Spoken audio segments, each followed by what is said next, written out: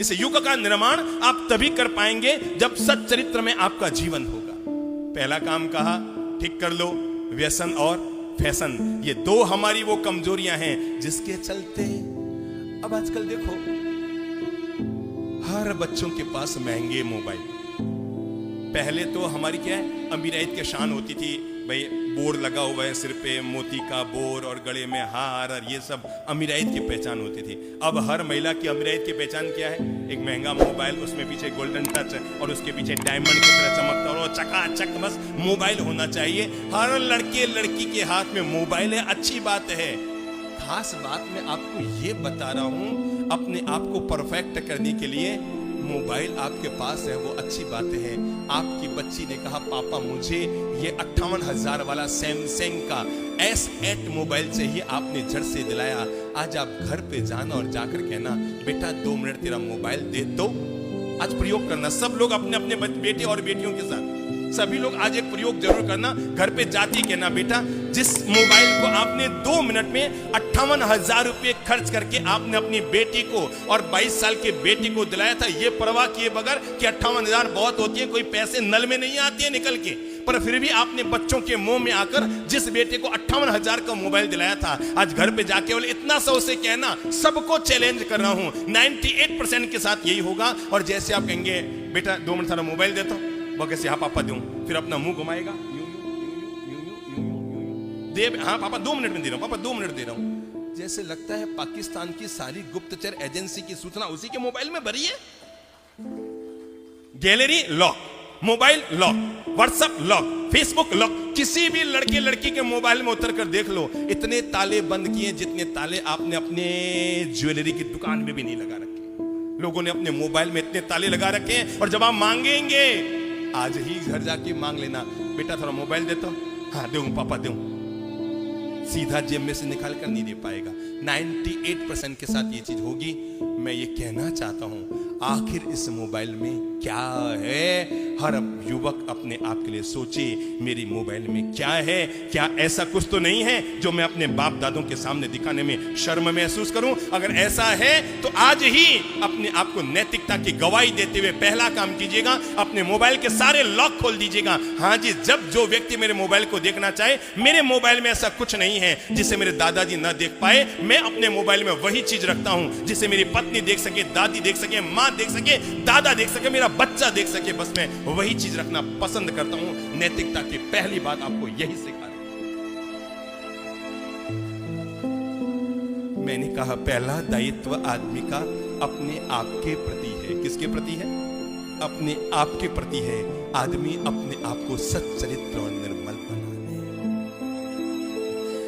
स्वामी विवेकानंद, चलो बात को आगे बढ़ाता हूं। स्वामी विवेकानंद जब अमेरिका गए पहली बार, बड़े तेजस्वी युवक थे, युवा सन, तेजस्वी चेहरा, बड़ा भरवा चेहरा और तेजस्वी चेहरा था। इतना सुंदर नैनाभिराम थे विवेकानंद की जो देखे उन पर वारे न्यारे हो जाए। अमेरिका गए तो एक अमेरिकन युवती उनके पास आई जहां वो ठहरे हुए थे, और एकांत देखकर कहा मुझे आपसे 2 मिनट अलग से बात करनी है। विवेकानंद ने कहा बोलो, प्रेम से बोलो, क्या बात करनी है? मैं आपसे बड़ी प्रभावित हूं।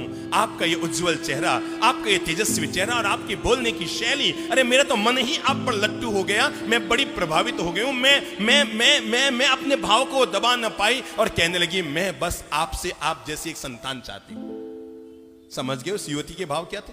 यानी मैं आपसे क्या करना चाहती हूं? क्या करना चाहती हूं? शादी करना चाहती हूं, प्रणय करना चाहती हूं, वैवाहिक संबंध स्थापित करना चाहती हूं, शारीरिक संबंध स्थापित करना चाहती हूं। मैं आपसे आप जैसा एक युवक चाहती हूं। मैं मेरा बेटा आप जैसा चाहती हूं। विवेकानंद खड़े हुए और खड़े होकर युवती के पास आकर कहा मैं भारतीय संत हूं और भारतीय संत कभी किसी को ना कहना नहीं जानते। अगर तेरी इच्छा है कि तेरा बेटा मेरा जैसा हो तो मैं तुम्हारी इच्छा पूरी करूंगा। ले, तू अगर मेरे जैसा बेटा चाहती है तो मुझे ही अपना बेटा मान ले। ये भारत है, भारत, ये भारत की आत्मा है। इसको हिंदुस्तान कहते हैं, इसको भारत कहते हैं, इसको नैतिक मूल्य कहते हैं। और ये नैतिक मूल्य केवल मंदिर और स्थानक में नहीं मिलते, ये नैतिक मूल्य हमारी जिंदगी में मिलते हैं।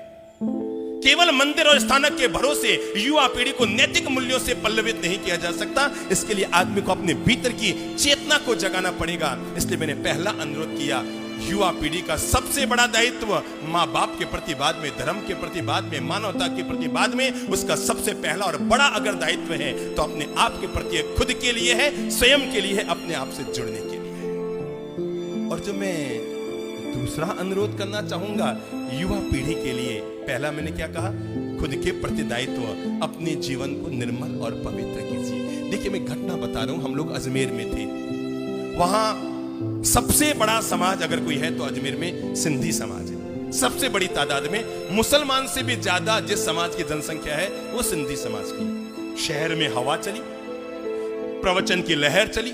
हुआ ये कि प्रवचन में 60-60, 70-70%, मतलब 5-5, 7-7 हजार लोग केवल सिंधी समाज के आने लग गए। ऐसा लगने लगा पूरा मैदान सिंधियों से भरा है। और हमने उसे एक चतुर्मास में कम से कम 5,000 से ज्यादा लोगों को हमने मांसाहार का त्याग कराया था। 5,000 से ज्यादा लोगों को हमने मांसाहार का त्याग कराया था, शराब का त्याग कराया था। एक सिंधी युवक जिसके पीने की आदत थी, हमारे प्रवचन से प्रभावित होकर उसने छोड़ दिया और दिन भर हमारे पास ही रहने लगा। धंधा पानी भी छोड़ दिया। जब देखो हम कहीं जाएं, हमारे आगे पीछे चल रहा है, घूम रहा है, हमारे स्थानक में दिन भर बैठा रह रहा है और दिन भर वही सब चल रहा है। धीरे धीरे उसके दोस्तों को खबर लगी कि हमारा दोस्त कहां गया, यार कहां गया, और पता लगा वो तो महाराज के साथ हो गया, और वो तो बिल्कुल ही वो हो गया। दोस्त सारे मिलकर उसके मम्मी पापा के पास गए और जाकर कहा, अरे आपका बेटा बिगड़ता जा रहा है, वो कोई जैन महाराज के पीछे लगा है और लगता है वो धीरे धीरे जैन ही हो जाएगा। माँ बाप से जाकर कहा उन सिंधी युवकों ने उस सिंधी लड़के के माँ बाप से कि आपका लड़का थोड़े दिनों में जैन हो जाएगा, वो तो जैन महाराज के पीछे भटक रहा है। माँ बाप ने उनको धक्का देते हुए, निकालते हुए कहा कि तुम तो कहते हो जैन हो जाएगा, और वो जैन महाराज हो जाए तब भी हमें गौरव होगा। जिसे दुनिया में कोई न सुधार पाया उसे वो महाराज सुधारेगा। जो दूसरा अनुरोध करना चाहूंगा युवाओं का, वो है परिवार के प्रति पलने वाला दायित्व। जागो। पहला दायित्व था कि इंसान अपने आप को ठीक रखे, और दूसरा जो मैं अनुरोध करना चाहूंगा वो है हमारे परिवार के प्रति जो हमारा दायित्व है, युवा पीढ़ी उससे मुंह न मोड़े। ये हमारे जीवन का अभिशाप है। आप भले बहाना बनाकर ये बात कह दे कि साहब दादी साहब का यहाँ पर मन नहीं लगता, गांव में मन लगता है इसलिए दादी साहब वहाँ हैं, और पूछो आपकी मम्मी कहाँ है, साहब मम्मी का यहाँ बेंगलोर में शहर में मन नहीं लगता, मम्मी वहाँ है। मेरे भाई, मन लगाने जैसा मन बना लो तो उनका मन भी यहाँ लग जाएगा। जिनको लगता है ना दादाजी गाँव से आने को तैयार नहीं, आज ही उनको फोन करना, दादा मैंने आज से दूध पीना बंद कर दिया है, जब तक आप बेंगलोर आके नहीं रहेंगे 3 दिन के अंदर अंदर दादा ट्रेन से रवाना होकर आपके घर पर आ जाएंगे। हम भी मीठी देख लो दादा, सुविधा हो तो आज जाना। पत्नी से तो आपने नहीं कहा देख ले सुविधा हो तो आज जाना, नहीं तो दादी सा की सेवा में रह जाना। नहीं कहा ना, उसे तो लेकर आए ना। युवा पीढ़ी का दूसरा जो दायित्व है, आज की तारीख में जो विमुख हो रहे हैं, पहले युवक लोग जैसे तैसे साथ रहना चाहते थे, अब फर्क ये आया है युवक लोग जैसे तैसे अलग होना चाहते हैं। पहले जैसे तैसे साथ रहना चाहते थे। पता नहीं ये परिभाषा कहां से चली, छोटा परिवार सुखी परिवार। छोटा परिवार सुखी परिवार ठीक है, हाँ जनसंख्या के नजरिए से ठीक है। ये बात तो होती थी छोटा परिवार सुखी परिवार जनसंख्या के लिए, और आपने मान लिया अपने माँ बाप के लिए कि छोटा परिवार सुखी परिवार, चलो मैं, मेरी बीबी, मेरे 2 बच्चे, अब मेरा परिवार सुखी। मेरे भाई, अगर आपका परिवार ऐसे छोटा हो गया है तो इस परिवार का नाम छोटा परिवार सुखी परिवार नहीं, इसी परिवार का नाम छोटा परिवार दुखी परिवार।